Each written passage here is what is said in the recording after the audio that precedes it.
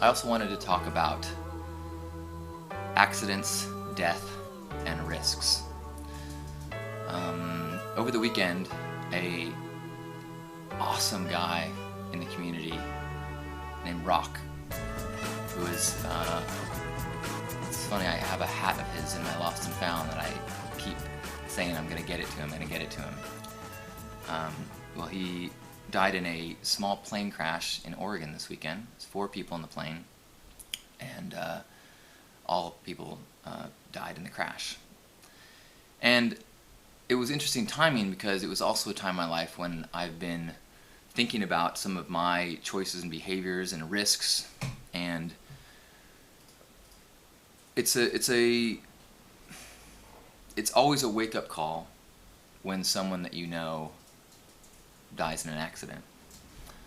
Piety was saying even over the weekend she was in Vegas in a cab and it happened upon a fatality accident, and that how jarring that can be, because as human beings in our modern culture, we do so much to build up this illusion of safety.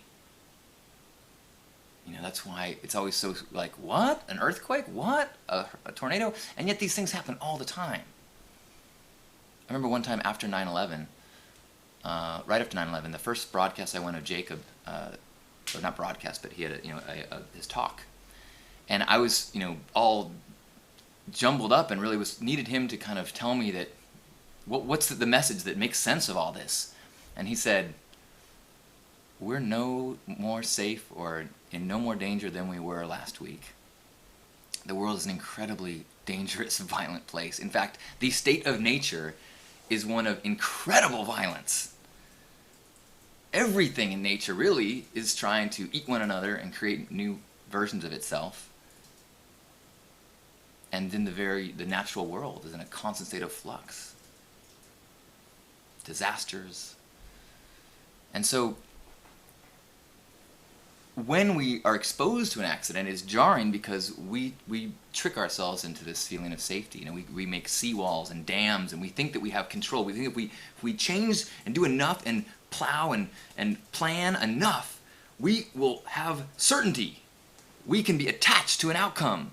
We will have permanence. But Buddha was pretty clear that being attached to permanence is the quickest route to suffering.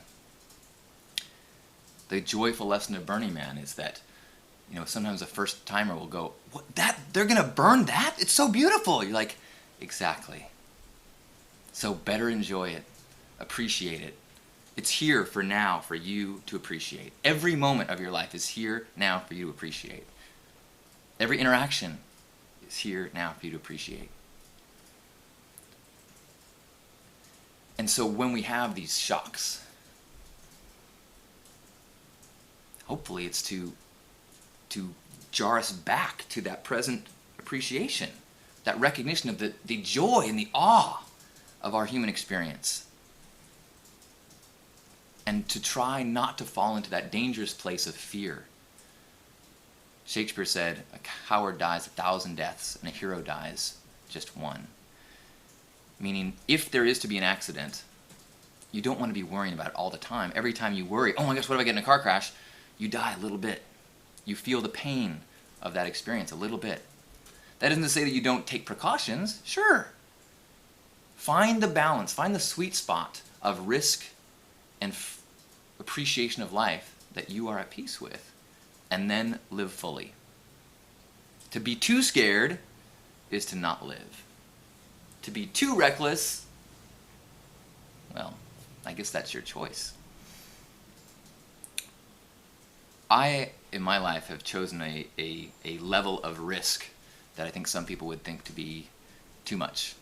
I mean, one of the reasons that I feel comfortable in that place is I have no children.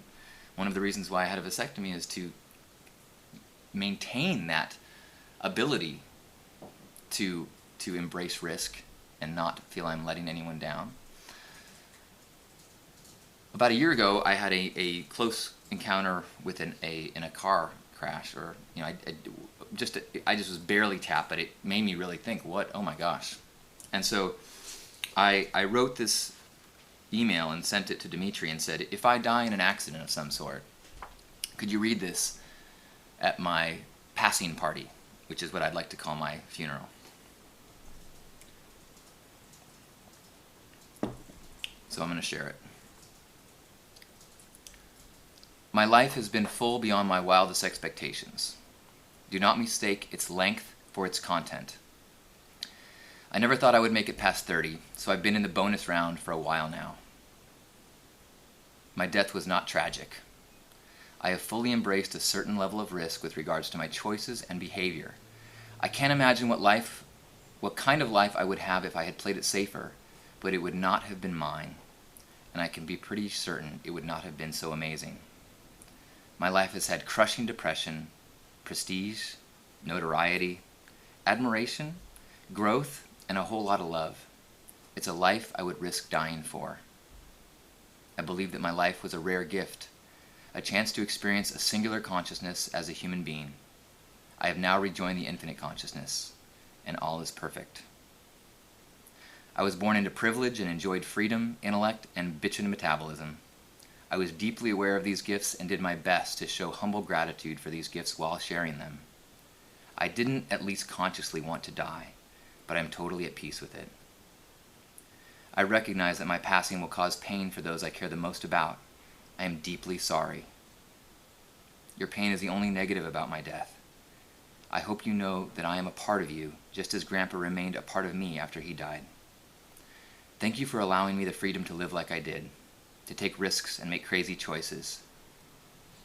I always cared what you thought.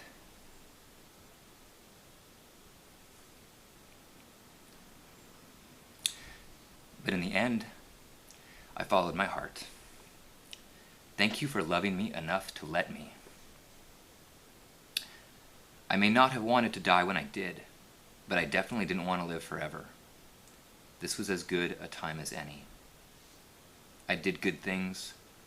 I learned so much. I loved deeply. I had amazing relationships. I'm proud of my life.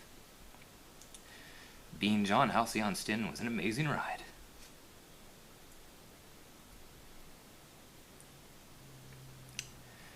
Thank you for being such an important part of it.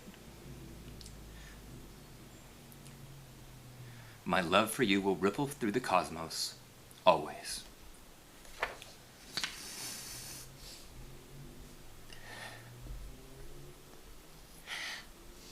And I think that Roch would say the same thing. So, to anyone you know that has had an accident but didn't have the forethought to write that, I think that hopefully I can speak for them.